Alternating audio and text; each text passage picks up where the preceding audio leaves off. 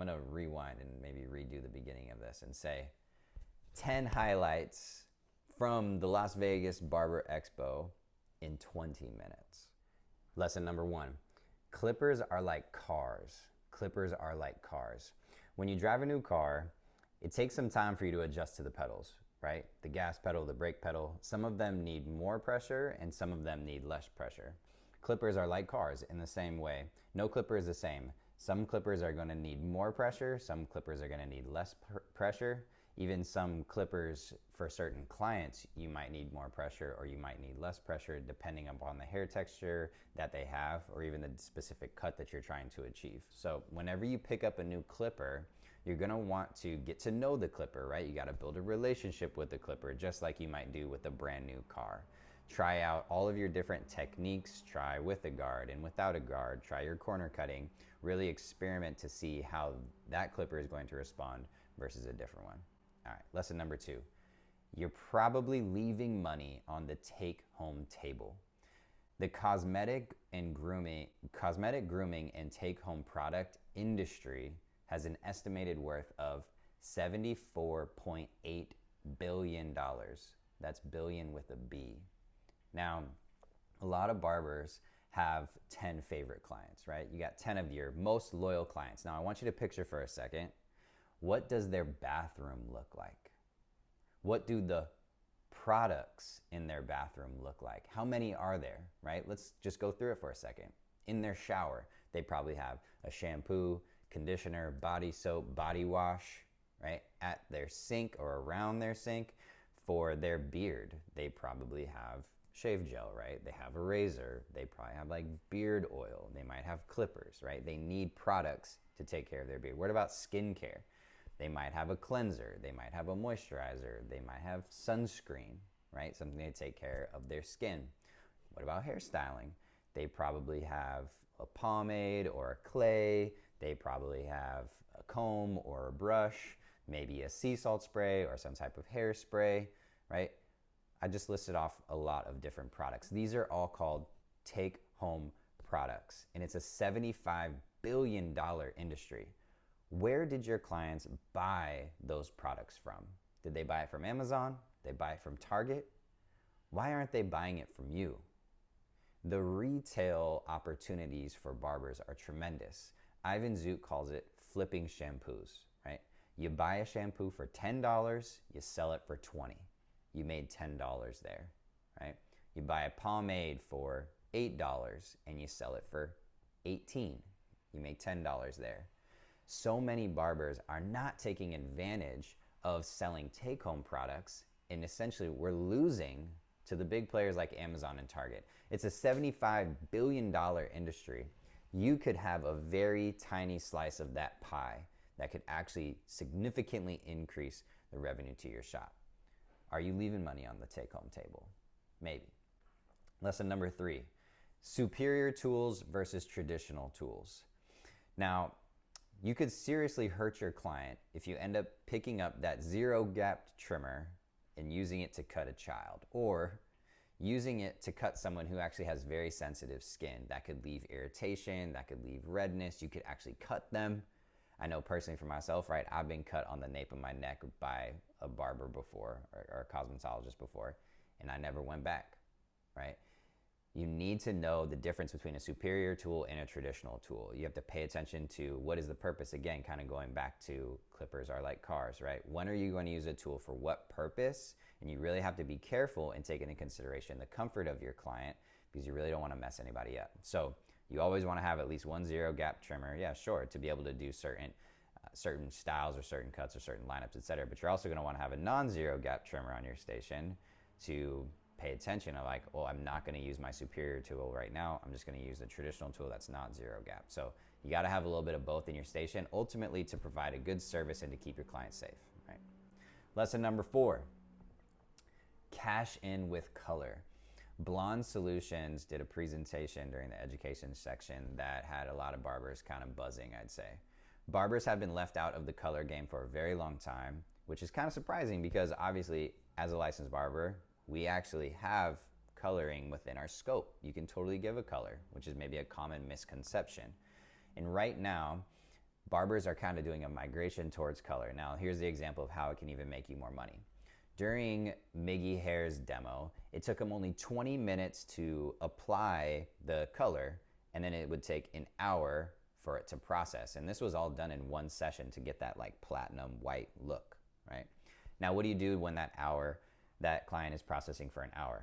That's more than enough time to maybe fit in at least one haircut, maybe even two. This is what's commonly called double booking. Double booking is a phrase that's very common in the salon, where you essentially book a client, a color client, and while that process is happening, you double book for around the same time to then do a haircut.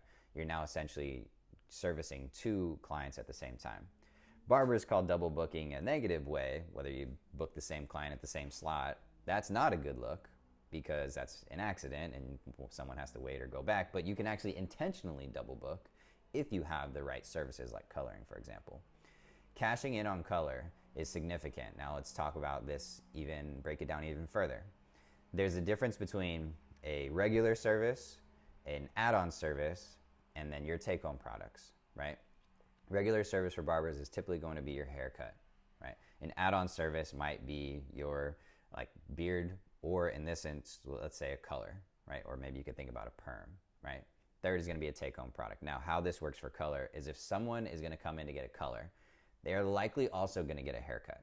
So you've now turned a regular service into an add-on service. You got your haircut and your color. And in order for them to maintain that color, they have to take home product. They have to take home like that purple shampoo or a special conditioner to maintain the color. You have turned that client from 1 into 3. Regular service into regular, add-on, and now take home. You have potentially just increased the revenue off of that one client from, let's call it $40 for just a haircut up to an upwards of $200 if you take into consideration the color and the take-home product. You have significantly increased your average revenue per client, and if you continue doing that, or add that in as a normal kind of cadence to you, man, sky's the limit. You're making in a lot of money, cashing in on color. Lesson number 5, 100 new customers through 3 sentences. This is coming from Ivan Zoot. Thank you for the opportunity to cut your hair.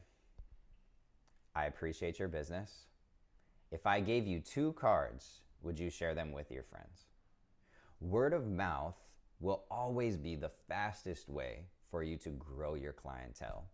Sometimes all it means is you being bold enough to actually invite them to bring your friends, right? Sometimes you just give a haircut and don't say, hey, can you please let your friends know, right? We don't even say it. We just like cross our fingers and hope that they will. What would happen if you actually gave 2 business cards and say, hey, if I gave you these, would you give them to your friends? Such a fast way for you to grow your clientele. All right, lesson number 6, I think is what we're on. Why is greater than how? You probably know how to give a good haircut, but do you know why it was so good? The hairbender talked about the difference between why and how, and he actually talked about why. Knowing why is actually one of the greatest tactics to client retention. Everyone has had the client that sat in their chair and they pull up the picture of like, I want to look like Ryan Gosling, or I want to look like some other celebrity. And then you're looking at their hair texture and you're like, yeah, that's not going to work for your hair texture. I'm sorry to tell you that. And then you proceed to maybe explain why the desired hairstyle that they want is maybe not necessarily the greatest hairstyle with what they actually have. And you're now explaining why, right? You are teaching your client. You are now the expert, right, in educating them. Now clients, let's be honest, a lot of them, they think they know something, but when you actually learn something from someone that's helpful, if you break it down, hey, this is why this hairstyle is going to be good for you. This is why this product is going to be great for you. And then you actually help them to achieve the result, they're going to want to keep coming back to you because you are the expert, right? Knowing why something works is almost just as important, if not more important, than actually knowing how. Can you deconstruct why you do what you do, right? You know how to do it, but do you know why it works?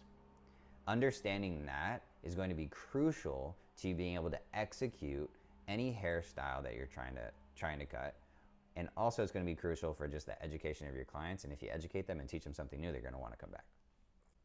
What you post is what you attract. This one's coming from Diego. Shout out to Diego. Now, if you start, he used the example of posting pixie haircuts. He kept posting pixie haircuts on his Instagram, and he kept getting clients who were booking with him that wanted a pixie cut. Pretty simple. Whatever you post is what you're going to attract. If you want to do a certain hairstyle and you enjoy cutting a certain hairstyle, then put those out on your Instagram. If you don't want to continue doing that, then you should probably stop. This is the idea of like your ideal client profile, right? There are people out there who are looking for a certain haircut. They're going to go to your page. They're going to scroll through your portfolio or your feed. They're going to see the different types of haircuts that you can do. And if they see a haircut that is the one that they're trying to get, they're probably going to book an appointment with you, right? So what you post is what you attract. Take a second to look back at your feed and think about that. What I've been posting out, that's probably what you've been bringing in, right? Next one. This one's coming from Marvy Marv.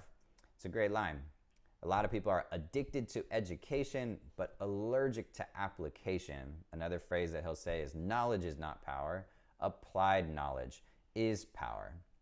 It's so important for us to continue to go to education, right? I'm literally sharing all of these notes from the education classes at Las Vegas Barber Expo. That was from 8:15 to 2:30. It's like 6 hours long of education, packed with different educators. And you don't want to be the barber, though, who consumes content, takes these lessons, and does nothing. That can sometimes be the difference between a successful barber and a not successful barber, a growing barber and a stuck barber, right? A barber who knows where they're going, or a barber that feels maybe a little bit lost. It has to do with the application or the action of it. Do not be addicted to education but allergic to application. Great line, Marv.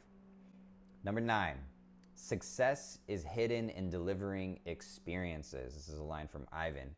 The service industry is really the experience industry. Your service is only part of the overall experience, right? We can learn, I think, a lot from the hospitality industry. Think about your hotels, think about your restaurants, right? The server is part of the overall experience, but that's not it, right? There's actually the food itself, right? The haircut itself, right? There's the like design, the architecture, the design, the layout, the mood, the music, right? That's all part of the experience. Even before you walk in the doors, what is your booking experience? Is it easy to book, right? Do you get a reminder, right? What does the experience look like from start to finish, right? Even after the service is over, do you send a thank you? Do you send a survey? Do you say, hey, I'd love for you to come back, right? Leave us a review. It's all about the overall experience. Clients are after an experience. We live in a world where people are posting Instagram, wanting to take reels, and they're highlighting experiences is what they're doing. Is this experience a word of mouth worthy experience to the point where I have to tell my friends that I want them to come back? Think about your overall experience. Put yourself in the shoes of your client. What do they experience? Number 10, we're gonna go with the faithful barber. All right, the faithful barber. This is super interesting. This was coming from Hawk. Shout out to Hawk. Faith is the complete trust or confidence in someone or something. And believe it or not, faith is really intertwined with the art of barbering. You need to have complete trust and confidence in your tools. Do you trust your tools to get the job done, right? Let's go back to that other example. If one of your trimmers cuts someone, you've kind of lost faith maybe in that tool, and you might go reach for another one, or you might need to readjust it so that you can restore faith in that tool to make sure that it doesn't cut anyone, right? You need faith in your skills. You might have the tools, but do you have faith? Do you have complete trust, complete confidence in your own skills, in your own techniques, in your own ability to actually execute the hairstyle? Do you have faith there, right? If you don't have faith, you're probably doubting that your tools can help you execute, or you don't have confidence that your skills actually are able to get you there. You might feel like you're lost in the haircut. You don't know where you're going, right? You don't have confidence. You don't have trust in your next move. This is why knowledge, right, is super important even. Understanding your tools so that you can have faith in them, right? What they're designed for, what the purpose of them for, when you should use it. Or on the other side, your skills. You should have confidence in your skills. This is why continued education is really important. Whether you're YouTube University and learning from different haircut tutorials. There's plenty out there now. It's saturated. You can't have any excuse of saying, I can't learn how a different technique online. It's there for free, right? Or you could go in person and take a workshop, right? More hands-on, not just YouTube University, but go take a class. There's a ton. It's a trending right now. You could probably go find a course that's literally in your city where someone's going to do a hands-on workshop, right? It's so important for you to have faith in your tools and in your skills, right? It's crucial. Do you have faith, right? Do you have faith? The last one, this is a bonus one. I know I've already done 10, so this is a bonus one. This is going to be systemic problems. You might have some systemic problems. Every barber has a system. Every barber, right, has a step-by-step process that you go through whenever you give a haircut, whether you fade up or whether you fade down, right? Whether you start cutting on the sides first, whether you cut the parietal ridge first, whether you cut the top first, whatever tools that you use, you have a system, right? And it's so important for you to know what your system is or know what your process is. A lot of times we don't really think about it. We just kind of do it. But I think barbers, we can get lost in executing a haircut and getting lost, or that feeling where you're like, shoot, what am I doing now? I just grabbed that guard. I just put that one down. Oh, what am I doing? I just did this. Why am I cutting this area again? Why am I taking so long? This has to do, I think, with we don't know where we are. We maybe don't know where we've been in the haircut, and we don't necessarily know where we're going. Probably why our instructors talking about guidelines are helpful, right? But it really has to do with systems. What is your system? Now, when you go to learn to take a class, whether it's from like the hairbender or even the DFS formula, right, from Josh OP who taught, they are presenting formulas, systems, processes. They're trying to give you a repeatable blueprint of sorts. And whatever haircut you're giving, you have a system or a process. You do this first, then you do this. You do this first, then you do this, right? And for you though, before you start watching even a bunch of tutorials, it's important for you to actually identify what is your system. What is your process? Write it out. What do you do first? What tools do you use? When do you use them? What techniques do you use? When do you use them, right? And when you map out your actual process, it's gonna be easier for you to identify where you get lost. You might be like, well, I get lost at this part of the mid to long length haircut, or I get lost at this part of my ball fade, or wherever, whatever, insert whatever cut is hard for you. Now that you're able to identify where is it that I'm getting lost, now you go take a class or go watch a tutorial. It's gonna be easier for you to pick something up because you're like, this is my problem and I need to go find a solution for this specific part of my system. You might have a systemic problem, so go find a systemic solution, fix that problem to your system, and that might actually make it easier for you to execute. So when you're going and learning these formulas and methodologies and systems, ultimately, you can pick and choose from a lot of different people. The hairbender talked about this. He talked about 4 different haircutting techniques, and then he essentially meshed them all into one to create his own methodology. That's something that you can do. But it starts with you actually understanding what is your own system in the first place, all right? Okay, that's it. That's 10 plus 1, actually. Everything that I just shared, this was all from the education sessions at the Las Vegas Barber Expo. If you were there, I'd love to hear what was your biggest takeaway, right? What was the biggest lesson that you learned? I hope you picked out something. I literally had notes and notes of probably 8 pages of notes, maybe 10 pages of notes. So really great for us to continue to go to these education classes. But again, if you were there, comment down below, what was your biggest takeaway from the education classes? Or if you weren't there and you're just learning from these lessons, what was the biggest lesson that maybe resonated with you out of the 10 plus 1 that I shared with you? All right. Don't forget to hit the subscribe button. I'm going to be doing a little bit more videos like this and breaking some things down. All right, we'll see you later. Peace.